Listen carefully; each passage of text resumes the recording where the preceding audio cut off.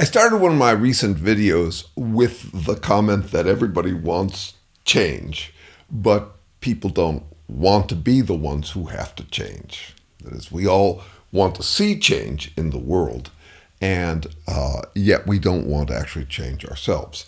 And several commenters responded with something that got me wondering. They said, yes, I've long believed that I should be the change I want to see in the world. That is, to demonstrate the change I want to see in the world.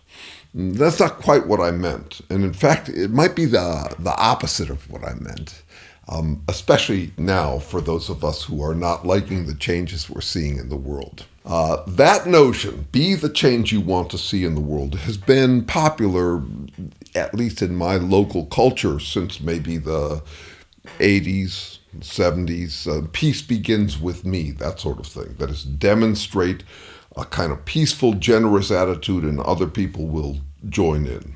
Give an inch to demonstrate that what you want is for other people to give inches to each other. Be loving, be kind, be generous, all of that sort of stuff. That is our habit at present, and it's not working. It's not working because we give an inch over and over, and the opposition finds in our giving an inch an opportunity to take a mile. So I'm not talking about that kind of change. I'm not talking about peace begins with me. I'm talking about rethinking what we're doing because we keep on giving an inch and they keep on taking a mile. I'm arguing against what I've called positive optimism. I'm a negative optimist for the most part. A positive optimist is one who wants to demonstrate, wants to show the world their best behavior so that the world will follow suit. And I have been that kind of positive optimist before. It's almost utopian. That is, you imagine the world you want to see, and then you act like you are a member of that world you want to see, and you hope that the whole world will follow suit. I did that very seriously for 7 years. I mean, I really poured my full self into that. When I joined the world's largest hippie commune, 1,400 people in Tennessee, which was like an eco-village, and we were trying to demonstrate the graceful way that we could all live together, ecologically, sustainably, and all of that. I poured my full self into demonstrating how we could all live, and we kind of hoped that the world would follow suit, and it didn't. There were 1,400 of us. It was a lucky moment in history when you had people, young people, who thought that they could afford that kind of time doing a major radical experiment. It was beautiful. It was delightful. It was great fun, and it eventually shrunk down to 350 people or so, still there, good friends, who are living that way. But no, it didn't take off. The world didn't become the peace we wanted to see. And not only that, there were problems in how we were doing it. That is, it's kind of like fake it till you make it. That is, we tried to be a certain virtuous way in the world, and to do that, we acted as if we already were there, when actually we were still human beings. One of the big takeaways from that, sins of the fathers are passed on, yea, unto the third generation.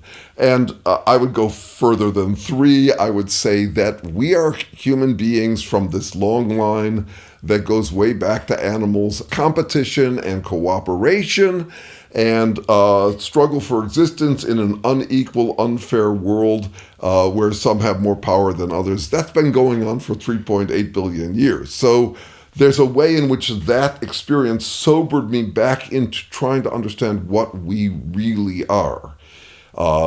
Not with these romanticized notions, best foot forward, I'm going to present myself to the world this way, I'll act this way, I'll fake it till I make it, because a fake it till you make it sometimes works and sometimes fails, and sometimes you have to go to face it till you make it. That is, actually face what you really are and what we really are, and deal with that. So I was talking about a different kind of change, a change that is not peace begins with me. It's more like we got to change. We got to sober up about what we really are. So here's a connection I want to make to consciousness studies. Consciousness studies is a whole exciting branch of research where we're trying to understand what consciousness is. And I don't think it's being done very fruitfully at present because we tend to do it in the abstract, like consciousness is this thing that we have that maybe comes from quantum mechanics or God knows where. And we debate different models of it, but they're abstract models. Here's what I actually think is going on with consciousness. I've got my everyday habits. I make gazillions of decisions every day based on my habits.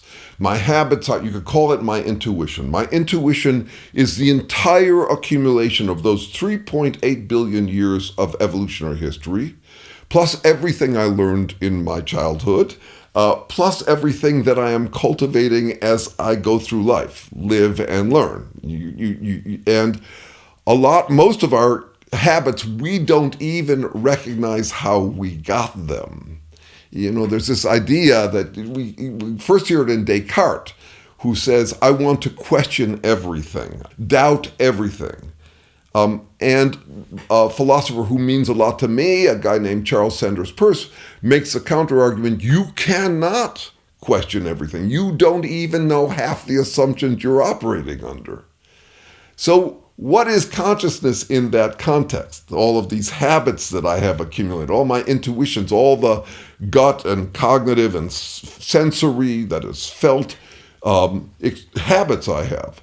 It's when a habit fails, when what I'm doing isn't working, I get an anxious feeling inside of myself, a doubt, an uncertainty. It's like an alarm that goes off that's saying, you got to rethink this. And it basically sends upstairs to my thinking habits, that is, my language-based conceptual habits, the question of what to do, how to resolve this doubt into habits that work better. And I don't do that to optimize my habits. I do it to satisfy them. That is, to find sufficiently satisfactory habits and then drop back into habit, that is, out of consciousness.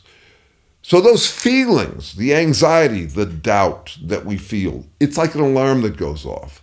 And the natural tendency for all of us would be to avoid that feeling, avoid the doubt, avoid the anxiety, and pretend that our habits are working well when they're not. That is, we would like to unplug that sense of doubt, that feeling, that alarm that goes off in us. We'd like to turn that thing off because it's actually painful. It's actually physically painful to experience doubt. It's like a rash. And if you get enough doubt, you end up with self-doubt. Self-doubt is no fun at all. It's the question of whether you even have the competence to handle the doubts you handle. So when you look at what's going on in the world today, as the going gets tough, people tend to double down on their habits. They tend to unplug the alarm because it's going off too much. And say, hell no, I'm sticking with my habits. We dig in our heels, we double down. So when my liberal friends say, peace begins with me, I actually think they're pointing to the opposite of what I'm suggesting. I'm suggesting we have to deal with the doubts, finally. Because we're dealing, for example, with the Trump movement or just the entire absolutist epidemic we're suffering through, we got all around the world, we've got people who are doubling down on their habits by having unplugged that doubt alarm. It's just no fun to feel doubt. So I am suggesting the opposite of peace begins with me. I'm suggesting something that I think is going to be harder and harder for humans to tolerate, which is actually trying to get in touch with what the actual fuck we really are and stop going out to the realm of platitudes and affirmations, self-affirmations under stress. It's really hard. When the going gets tough, people tend to reach up with one hand and grab any moralizing, rationalizing justification for reaching down with the other hand to grab whatever they can. It's not learning, it's looting that you see in crises. And I think we're in for crises. And I could point to who's at fault for the crises, but I think that humankind is right on schedule. These are the kinds of complications that would arise for a creature like us by this point. We are way the fuck out on a limb. With all of our technology, with all of our communications technology that has us all conviction impaired, habit impaired. Our habits that we grew up with, even just as recently as that, are not working like we hoped they would.